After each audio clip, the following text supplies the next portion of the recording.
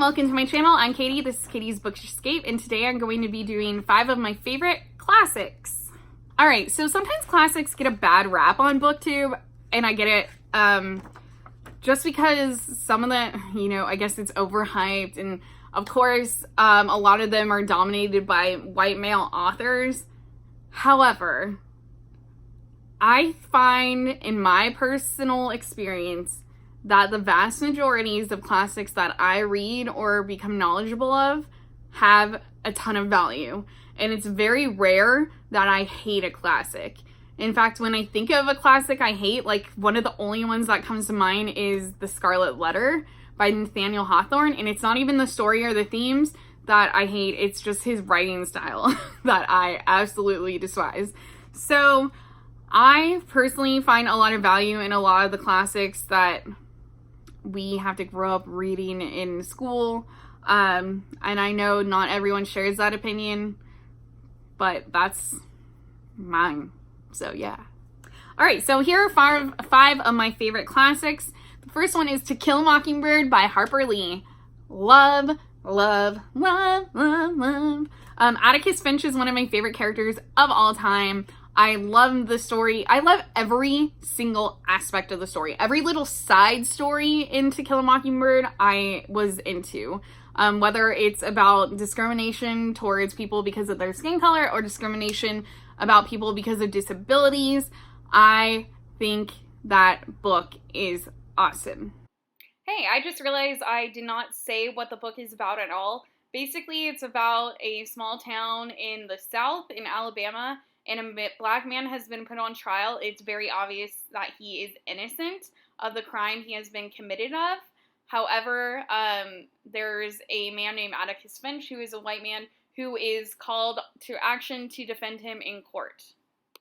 In addition to that, the story is told by the lawyer's daughter, Scout, and she is a child, and it is from her perspective, and there are multiple themes of the book, not just the trial setting. And I know there's like controversy about Atticus Finch's character, but I do not consider Ghost at a Watchman to be canon because I do not believe that Harper Lee wanted it published. So I'm just going off the Atticus Finch from To Kill a Mockingbird. Alright, next we have Anne of Green Gables by Ellen Montgomery. It's technically like children / YA. Like if there was a YA thing back in the day, it would have been YA. I mean, it starts with her as a child, but she grows up like Harry Potter. So there's much more story of her grown up than there is of her as a child. It's really only in the first book, which is called Anne of Green Gables, where she is a child. So when I'm talking about Anne of Green Gables, I'm really talking about like the series. Though I've only read books 1 through 3, I know exactly what happens in book 4. And then I have not read 5, 6, and 7, which I don't think 7 and 8 or 6 and 7 are even about her. I don't know. But just 1 through 3 alone, I guess that's what I'm talking about. Books 1 through 3. So good. I love Anne Shirley. She's one of my favorite characters ever. So I guess if you have one of my favorite characters, with the exception of one of the books on this list, you're going to be one of my favorites. Favorite books ever. So basically it's the story of a girl who is an orphan and she gets taken in by a brother and sister who originally want a boy, and they get a girl by mistake, and they kind of they waver between like sending her back or not, but they end up falling in love with her, as does every single person who reads the book. Like if you read Anne of Green Gables and you don't love Anne Shirley, I don't know what to tell you. You might not have a soul. But Anne makes mistakes all the time, and that's why I just love her character. She has an amazing sense of, self, an amazing sense of righteousness. She wants to do good. She's honorable, yet she's still very flawed, and she makes mistakes, and she's really real to me, and I think that's why I love her character so much. Alright, then we have Persuasion. This looks like a mini Bible, but a friend of mine got me all the Jane Austen novels in this mini collector's edition size. Persuasion by Jane Austen. I love Jane Austen. I took a class on Jane Austen when I was in college at UC San Diego. I could honestly put most of her novels on this list, but my absolute favorite of hers is Persuasion, and that is because I love the two main characters. And again, they're flawed, they've made mistakes, and I love how they try to make amends for those past mistakes. And Jane Austen's writing is just so witty and clever and funny. I can't help but love anything she wrote. Next, we have, no surprise here, The Great Gatsby by F. Scott Fitzgerald. Now, this is the one where I don't like any of the characters. All the characters are problematic. Even Nick, who is like, okay, he's also sees horrible things and does nothing to intervene. That is why I love this book. It is a bunch of horrible people, just like real life. There's lots of bad people. And it's a look at all the different ways that people try to get what they want, and all the ways people fail at getting what they want. All the ways people think they know what they want, but what they want is an illusion, etc., etc. For a book that's only, what, like 170 something pages, it makes me think about society and question society and culture and like every aspect of my life, I feel like, more than any other book has ever done.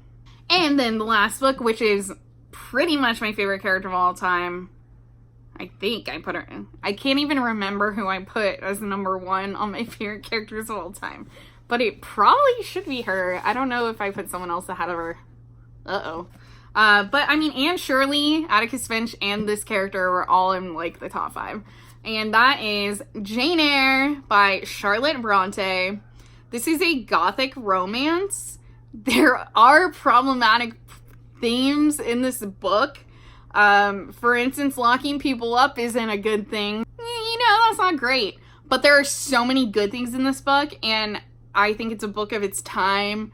You gotta also remember there weren't mental hospitals back then that were treating people well. So honestly, society was cruel.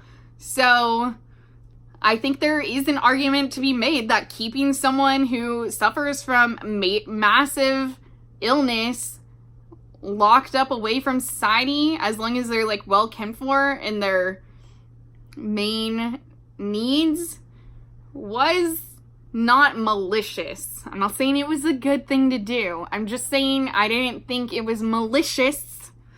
Okay? So that's the main, like, thing that people... And then Mr. Rochester is kind of an a-hole.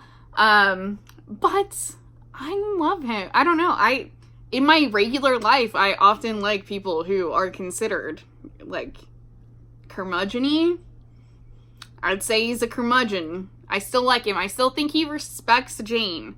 I know there's problems, but I still think he's respectful and he loves her, and I think there's more good than bad. Why do I love it so much, though, even though it has these, like, kind of issues? Because Jane is one of the best characters, if not the best character, especially female character, I've ever seen. And some people would be like, well, she goes to Rochester, who's, like, you know, not that great, so she settles for a man. But she loves him, so that's okay. She doesn't settle, in my opinion. She gets what she wants. She is smart. She is driven. She worked for everything in her life, and she did it with the help of pretty much nobody.